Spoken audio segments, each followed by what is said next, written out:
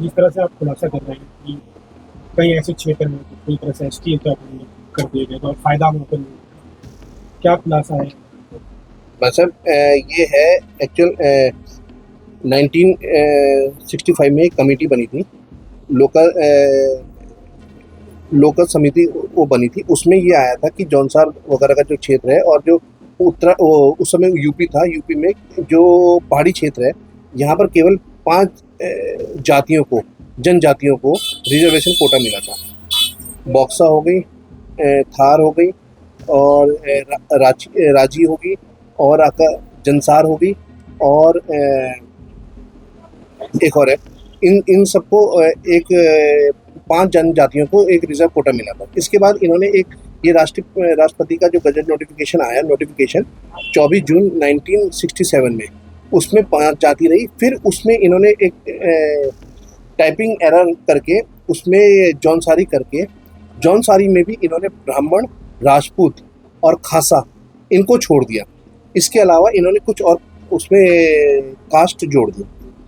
अब रही बात उसमें दूसरा भोटिया। भोटिया में शारू, माणा और एक और जनजाति है, उन लोगों को इनको जोड़ा गया भोटिया में।